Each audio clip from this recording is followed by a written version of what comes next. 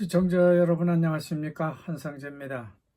지금부터 2024년 9월 마지막 날 30일 월요일 아침 이 자연이 그리워 방송을 시작하겠습니다.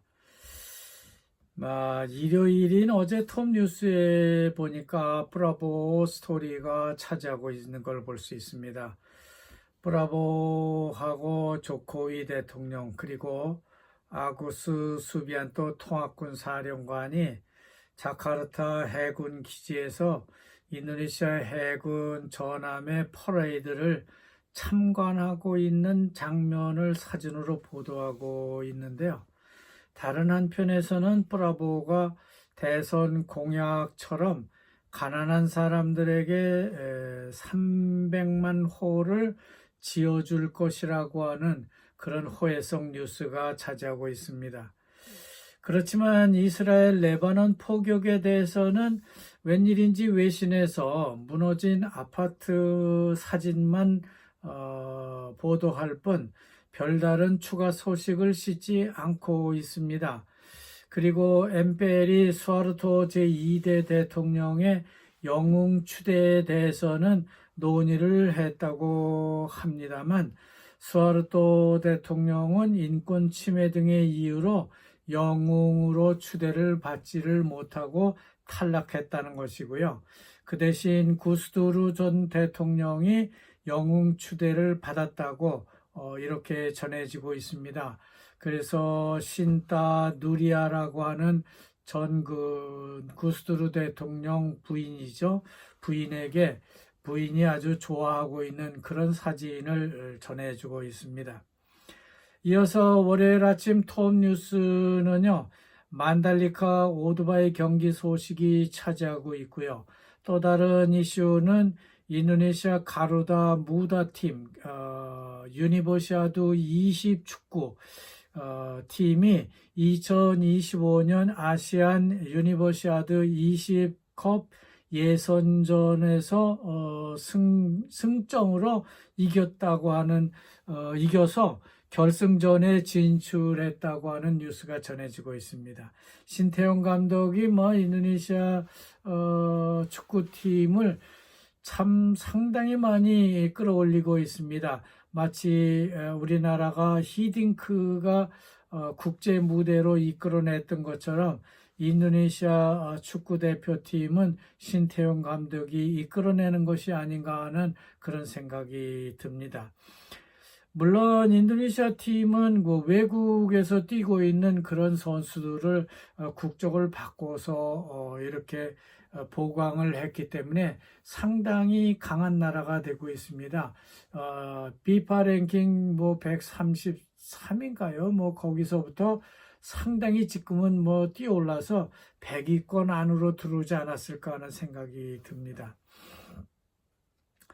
그리고 에너지가 부족한 인도네시아는 그동안 개발하지 못하고 조코이 정부에서도 그냥 놔뒀던 동부 칼리만탄 사마린다 북쪽의 그 본 땅을 중심으로 하는 거대한 그 천연가스 개발 지구가 있는데 그 개발 사업을 하루빨리 시작해야 할 것이라는 기사가 나왔습니다. 이 프로젝트는 모두 5개 사업으로 구성되어 있는데요. 본땅 LNG 플랜트, 그리고 산탄 LNG 터미널, 그리고 게헴 가스전 개발 광구, 오른쪽 필리핀 밑에 있는 광구입니다.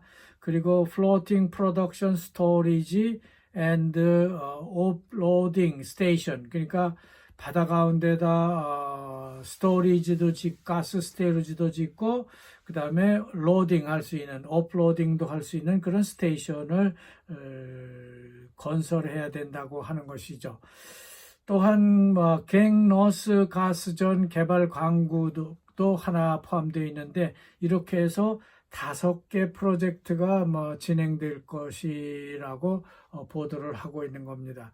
과연 브라보 정부가 많은 자금을 들여서 이것까지 개발하게 될지 이것도 지켜봐야 될 일이 되겠습니다.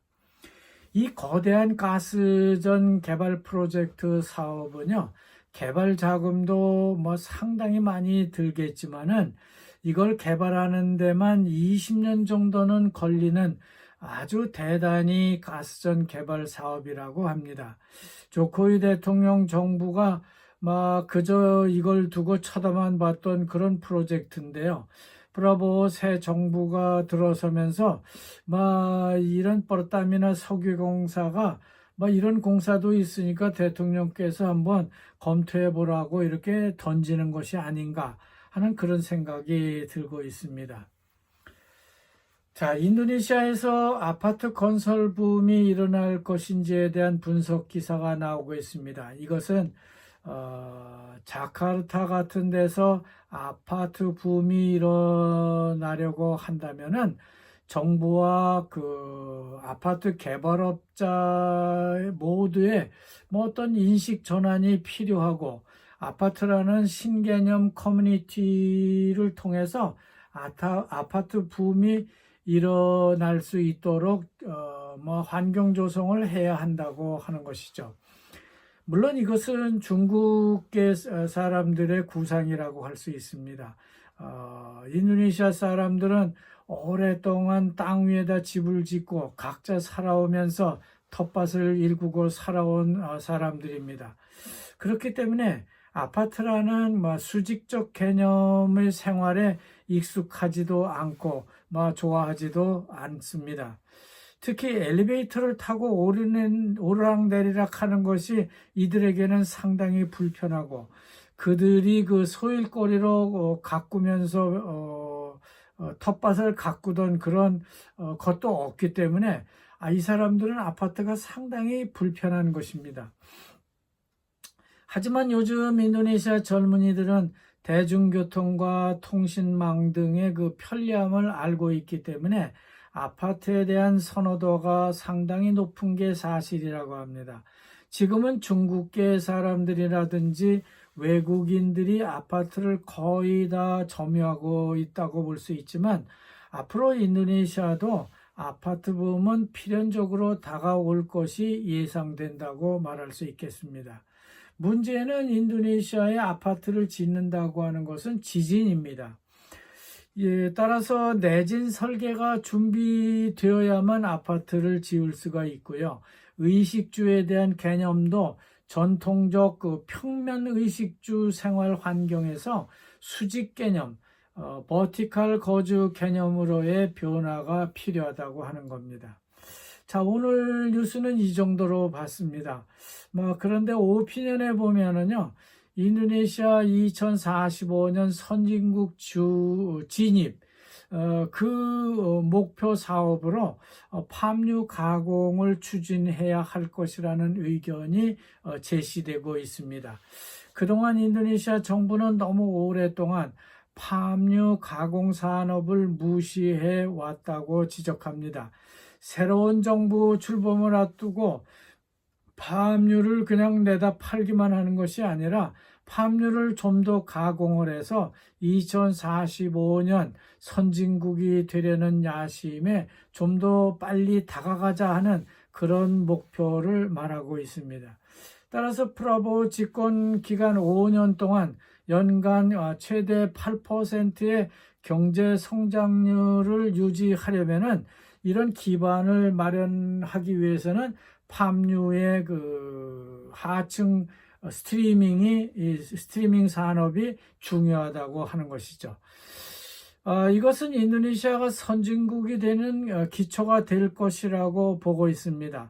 이런 맥락에서 팜유 가공 산업 하부 스트리밍은요, 인도네시아 경제 변화를 촉진할 수 있는 그런 잠재력을 가진 산업의 하나가 아니냐 하는 그런 제안을 하고 있는 겁니다. 이미 필리핀은요, 팜유를 직접 판매를 하지는 않습니다.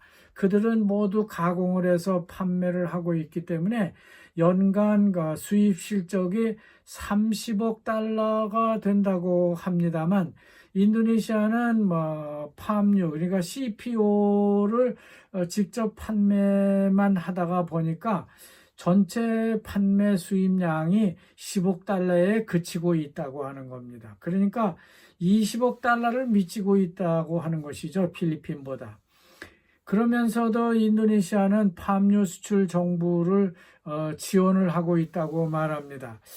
그것이 인도네시아는 문제라고 지적을 하고 있습니다. 자, 여기까지 하겠습니다. 여러분, 대단히 감사합니다.